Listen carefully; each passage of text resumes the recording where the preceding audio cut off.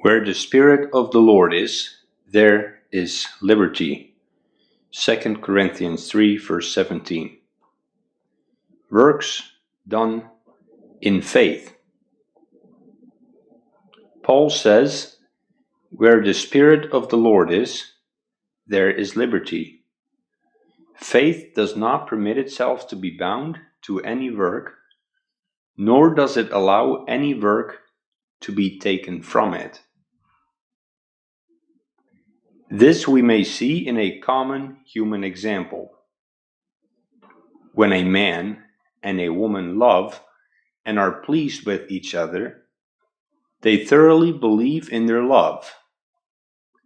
Who will teach them how to behave, and what to do and leave undone, and what to say and not to say, and what to think? Confidence alone teaches them all this. They make no difference in work. They do the great works, the long, the much, as gladly as the small, the short, and the little. They work with joyful, peaceful, confident hearts. And man and woman are a free companion of one another. But where there is doubt, then search is made for what is best. Then a distinction of works is imagined, whereby a man may win favor. And yet he goes about it with a heavy heart. He is, as it were, taken captive, and more than half in despair, and often makes a fool of himself. So a Christian who lives in this confidence toward God knows all things, can do all things, undertakes all things that are to be done, and does everything cheerfully and freely, not that he may gain many merits, but because it is a pleasure for him to please God thereby. And he serves God purely for nothing, for no reward. The Christian is content that his service pleases God. On the other hand, he who is not at one with God, or he who doubts, worries in what way he may do enough, and he tries to move God with many works. Such a man finds no peace. He does all his works with great effort and with despair of heart, so that the scriptures rightly call such works, in Hebrew, avnamal, that is, labor and travail. They are not good works, and all are lost. Many people have been crazed thereby. Their fear has brought them into all manner of misery.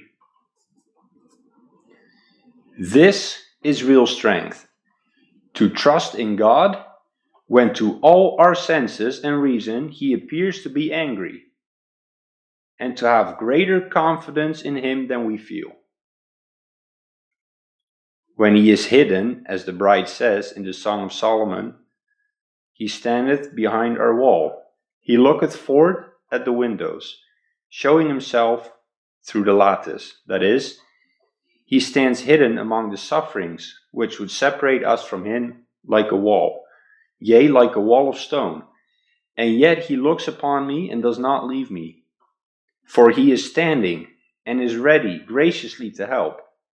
And through the window of dim faith, he permits himself to be seen. They who in such suffering trust God and retain a good, firm confidence in him, and believe that he is pleased with them, see in their sufferings and afflictions nothing but precious merits and the rarest possessions, the value of which no one can estimate. For faith and confidence make precious before God all that which others think to be most shameful. And beyond this, the sufferings and afflictions. This is the highest stage of faith, when God punishes the conscience not only with temporal sufferings, but with death, hell, and sin, and refuses grace and mercy, as though it were his will to condemn and to be angry forever. Only few men experience this, but David cries out in Psalm 6, O Lord, rebuke me not in thine anger. To believe at such moments that God in his mercy is pleased with us is the highest work that can be done by and in the creature. Of this, the work righteous and the doers of good works know nothing at all. For how could they look for good things and grace from God, as long as they are not certain and sure in their works, and doubt even on the lowest step of faith? In this way, I have, as I said, always praised faith.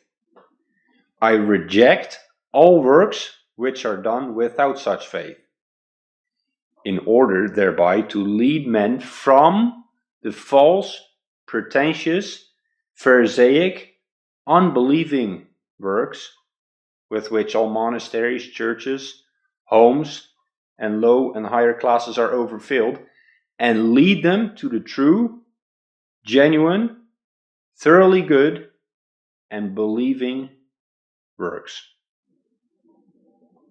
In this, no man should oppose me, except the unclean beasts, which do not divide the hoof, as the law of Moses decreed.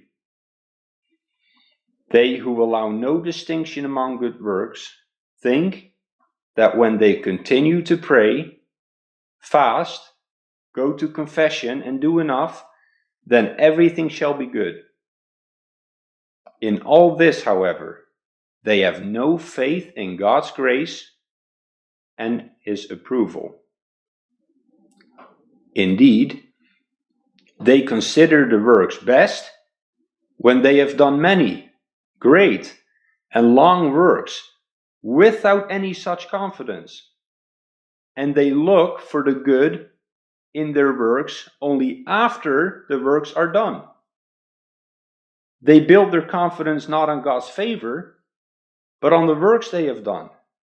That is, on sand and water. This must at last take a cruel fall.